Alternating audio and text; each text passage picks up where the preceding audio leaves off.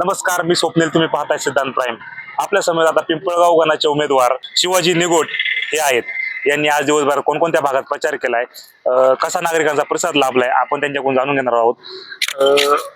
कशा पद्धतीने तुम्हाला प्रतिसाद लाभत आहे आणि नागरिकांच्या काय काय भावना आहे? आता प्रचार शेवटच्या टप्प्यात येऊन पोहोचलेला आहे आणि नागरिकांचे जो उत्स्फूर्त प्रतिसाद आहे तो पाहून आज मी बऱ्याच गावांमध्ये धावती भेट दिली.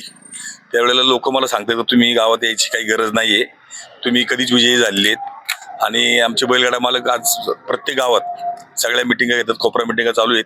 त्या ठिकाणून मला फोन करून या ठिकाणी सांगतायत का तुम्ही काही काळजी करू नका, आम्ही ही इलेक्शन बैलगाडा मालकांनी संपूर्णपणे हातात घेतलेली आहे आणि आमचा अजेंडा विकासाचा अजेंडा आहे. विकास झालेला आहे आणि तो विकास पुढे तसा नेण्यासाठी लोकांचा कल हा विकासाकडेच राहिलेला आहे. नुसती माती बडकून किंवा काही 2 रुपये खर्च करून आता लोक त्याला खर्चाला किंवा चुकीच्या पद्धतीने मत त्या ठिकाणी वाया घालवणार नाहीत आणि मला चांगल्या प्रकारचा विजय झालेला 7 तारखेला आपला दिसेल. विरोधक मात्र जोरदार टीका करताना दिसत आहे. विरोधकांना दुसरं भांडवलच काय ना, विरोधाकडे टीका करणे एवढंच भांडवल. विरोधकांनी एखादं काम दाखवावं, त्याच्यावर टीका केली किंवा आम्ही एखादं काम सांगितलं केलं नाही, त्याच्या विरोधकांनी टीका जरूर केली पाहिजे. काय आव्हान करणार आहे नागरिकांना? नागरिकांना मी आव्हान एवढंच करणार आहे का, तुम्ही दाखवलेला हा उदंड असा प्रतिसाद हा मतदान रूपाने त्यांनी मतपेटीत बंद करावा आणि येणाऱ्या पुढच्या 5 वर्षाची सेवा करण्याची संधी आम्हाला सर्व नागरिकांनी द्यावी. माध्यमातून कोणकोणती कामं करण्याचा तुमचा मानस आहे त्या काळात? पंचायत समितीच्या वैयक्तिक लाभाच्या ज्या योजना असतात आणि खास करून शेतकऱ्यांसाठी, महिलांसाठी भरपूर अशा योजना पंचायत समितीत असतात आणि त्या शेतकऱ्यांपर्यंत पोहोचवणे, महिलांपर्यंत पोहोचवणे, विद्यार्थ्यांपर्यंत पोहोचवणं हा आमचा उद्देश त्या ठिकाणी राहणार आहे. आता 7 तारखेला मतदान वगैरे काय सांगणार आहे? आता तुम्ही प्रत्येक घरापर्यंत पोहोचलेत का?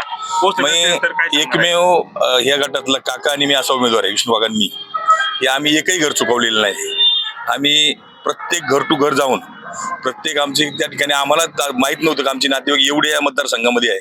ज्यावेळेला प्रत्यक्षात घरी गेलो त्यावेळेला कुठून कुठून आमचे गोटवाडीचे नातेवाईक असतील किंवा मोरडे परिवार, माझा सासरवाडीचा परिवार आहे, त्यांचे नातेवाईक, मयूर हॉटेल परिवार आमचं नातेसंबंधातला परिवार आहे, त्यांचे नातेवाईक, संपूर्ण मतदारसंघ हा नातेगोत्यात पूर्णपणे वेढलेला आहे आणि त्याच्यात आमचे बैलगाडा मालक. म्हणजे आम्हाला असं कुठं जाणवलंच नाही का बाबा आम्ही एखाद्या घरी गेलोय आणि किंवा त्यांनी चेहरा पाडलाय. तिथे गेल्यानंतर स्वागतच झाले. प्रत्येक ठिकाणी चहा पाणी व्यवस्था लोक उठून देत नव्हती आणि तुम्ही फार प्रचार करायची गरज नाही अशी लोक उत्स्फूर्तपणे आम्हाला सांगत होते.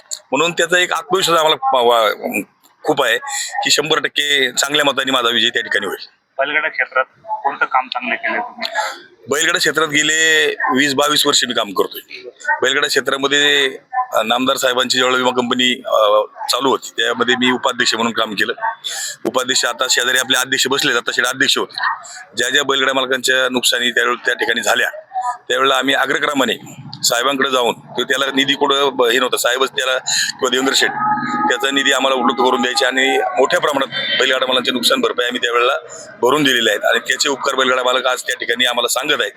दुसरी गोष्ट, बैलगाडा मालकाच्या या बैलगाडा क्षेत्रामध्ये मी हिंदकेसरी घड्याळ मास्टर म्हणून अख्ख्या पुणे जिल्ह्याला, नगर जिल्ह्याला शिवाजी निगोट माहीत आहे की स्वतःची जरी बारी असली तर हा माणूस स्वतःची बारी पाडलेला माणूस आहे. माझ्या वडिलांनी मला घाटात बारी पडल्यावरती पब्लिक मध्ये शिवाय दिले का तू बैलाला खाया घालाय तू असतो का. माझा असा स्वभाव राहिलेला आहे, हे सगळ्या जिल्ह्याला माहिती आहे. म्हणून बैलगाडा क्षेत्रामध्ये आम्ही निगोटवाडीची यात्रा ही आदर्श यात्रा मी सुरू केली. आमच्या गावाने याला भरपूर प्रतिसाद दिला आणि आजही आमच्या गावची यात्रा तशी 7 तारखेला होती. परंतु मी स्वतः उभा असल्यामुळे, उमेदवार असल्यामुळे माझ्या गावाने ठरवलं जोपर्यंत इलेक्शन होत नाही, जोपर्यंत मतदान होऊन निकाल लागत नाही तोपर्यंत आपल्याला गावात यात्रा भरवायची नाही. म्हणून यात्रेची तारीख 11, 12, 13 गाव ग्रामस्थांनी माझ्या परस्पर मिटिंग घेऊन त्या ठिकाणी केलेली आहे. आज टोकनची नावनोंदणी चालू होती, अजून 2-3 दिवस टोकनची नावनोंदणी सुरू राहील आणि ती यात्रा त्याच पद्धतीने जशी झालेली आहे लोकांचा खरा आनंद ज्यावेळेला माझा विजय झालेला असेल आणि मी त्या घाटात घडलं असेल त्यावेळेला तो तुम्हाला पाहण्यासारखा, गाडी मालकाला पाहण्यासारखा असणार आहे. आमदार साहेबांनी आणि खासदार शिवाजीराव आढळराव पाटील या संपूर्ण परिसराचा गेल्या 30-35 वर्षात भरपूर असा विकास केलेला आहे आणि या विकास यंत्रणेत मी स्वतः गावचा 10 वर्ष सरपंच असताना मी ती सगळ्या गोष्टी पाहिलेल्या आहेत. आज माझ्या गावात तुम्ही येऊन पहा, फार छोट्या समस्या आमच्या गावामध्ये शिल्लक राहिलेल्या आहेत, बाकी सगळे प्रश्न आम्ही सोडवलेले आहेत. आणि रात्री आमची एक कोपरा सभा चालू असताना एक आनंदाची बातमी आम्हाला त्या ठिकाणी मिळाली की जे नागपूर या ठिकाणी आमची पांडवदरा धरणाची शेवटची ऑर्डर त्या ठिकाणी फायनल व्हायसाठी फाईल गेलेली होती आणि ती फाईल काल मंजूर होऊन त्याचा आदेश आमच्याकडे रात्री आल्यानंतर आम्ही लगेच त्या ग्रुपला सगळ्या ग्रुपला तो सेंड केलेला आहे, पुढे पाठवलेला आहे. आणि ती सुद्धा आमची काल त्या सभेमध्ये एक आनंदाची बाब म्हणून आमच्या गावचं जे स्वप्न होतं की मी साहेबांना सांगितलं होतं मला उमेदवारी देऊ नका पाहिजे तर पण माझ्या भांडवलदाराचं पहिलं काम करा. पण ती दैवयोगाने उमेदवारी पण साहेबांनी दिली. पांडवदारा पण त्या ठिकाणी आता इलेक्शन संपल्या आम्ही काम चालू करण्याचं वचन दिलेलं आहे. मी स्वतः त्याला सांगितलेलं आहे, जर नाही काम चालू केलं तर राजीनामा देईन. या पद्धतीने मी रात्री माझ्या भाषणात बोललेलो आहे आणि लोकांना माहिती मी शब्दाचा पक्का माणूस आहे. म्हणून या सुद्धा आमचा मोठा प्रश्न सुटलेला आहे. या परिसराचा या पांडवदारामुळे खूप मोठा फायदा त्या ठिकाणी होणार आहे. आणि त्याच्यामुळं समोरचं कोण उमेदवार आहे, त्यांनी काही कामं केलेत किंवा माझ्या समोर अजून 2 उमेदवार आहेत, 3 उमेदवार आहेत मला वाटते. पण त्या लोकांमध्ये तुम्ही त्यांची प्रतिक्रिया जाऊन विचारा, माणसं कशासाठी उभे राहिलेत. मी एक बैलगाडा मालक आहे.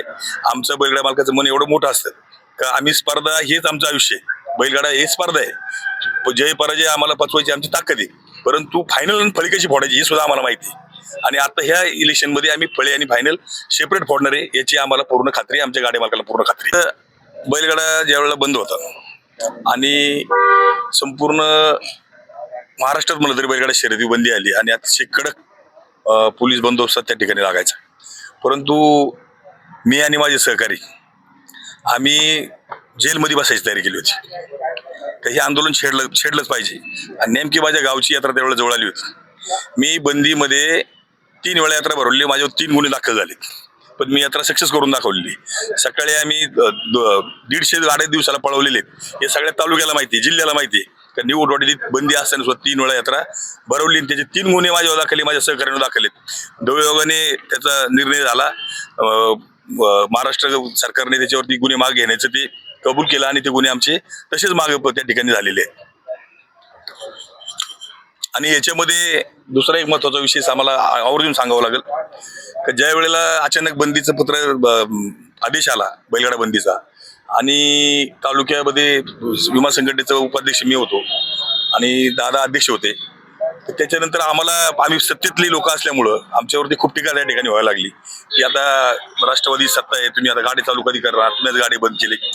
आम्ही त्या वेळेला आमचं शिष्टमंडळ घेऊन दत्ता शेठ होतो, मी होतो, राजाभाऊ बानखिले आमच्याबरोबर होते आणि आम्ही साहेबांकडे गेलो, नामदार साहेबांकडे. नामदार साहेबांनी म्हणले एवढी लोक काय तुम्ही येऊ नका, 2च लोक या. त्यावेळेला स्वर्गीय RR पाटील गृहमंत्री होते आणि आमची मुंबई या ठिकाणी साहेबांनी मिटिंग लावली. दत्ता शेठ मी दोघं गेलो आम्ही तिथं. आणि त्यावेळेला अजितदादा पवार आणि माननीय गृहमंत्री आपले RR आबा यांनी SP आणि कलेक्टर त्या ठिकाणी बोलून घेतलं पुणे जिल्ह्याच्या. आणि त्यांना सांगितलं की हे बैलगाडा मालक बिचारे गरीब आहेत, त्यांचा आनंद त्याच्यामध्ये आहे. जरी काही कोर्टाचा काही आदेश असेल तर तुम्ही पहिले एक काम करा, पुणे जिल्ह्यात चोऱ्या माऱ्या 2 नंबरचे धंदे चालले त्याच्यावर जास्त लक्ष करा. त्या बैलगाड्या मार्गात जास्त लक्ष करू नका. कोर्टात काय करायचे कसं करायचे आम्ही आमच्या पद्धतीचा मार्ग काढू. आणि आम्हाला तात्पुरत्या स्वरूपात त्यावेळेला त्या यात्रा 1-2 वर्ष आम्हाला त्या यात्रा त्या ठिकाणी भरवता आल्या. त्यावेळेला मी अजितदादांचं, आज अजितदादा आपल्यात नाही, फार दुःख त्या ठिकाणी होतंय. पण अजितदादासारखा माणूस जरी काही अडचणीचा काळ होता तरी आम्हाला बिंदास सांगितलं तर तुम्ही बिंदास तुमच्या यात्रा सुरू ठेवा. आणि त्या यात्रा 1-1.5 वर्ष त्याच्या सुरू राहिल्या. हे आज अजितदादा नसल्या तरी त्यांचं काम सांगणं त्या ठिकाणी माझं कर्तव्य आहे. अशा प्रकारे बंदीच्या काळात सुद्धा आम्ही त्या ठिकाणी माझ्यावरती स्वतः गुन्हे दाखल होत असताना सुद्धा मी न घाबरता न डगमगता सगळ्या गाड्या मालकांना माहिती मी यात्रा भरवलेल्या आहेत, यात्रा पार केलेल्या आहेत. त्याच्यामुळे आमचा बैलगाडा मालक पिटून उठलेला आहे. त्यांचं म्हणणे काही झालं तरी आपला बैलगाडा मालक म्हणजे आपला विजय. मी जिंकलो म्हणजे सगळे बैलगाडा मालक जिंकले, ही भावना त्यांनी मतदारसंघात निर्माण केलेली आहे. त्याच्यामुळे त्याचा फायदा काकांना सुद्धा, विष्णू काकांना सुद्धा मोठ्या प्रमाणात होणार आहे. कारण विष्णू काका सुद्धा एक खिलाडी वृत्तीचा माणूस आहे. बैलगाड्याविषयी त्यांना सुद्धा आस्था प्रेम आहे.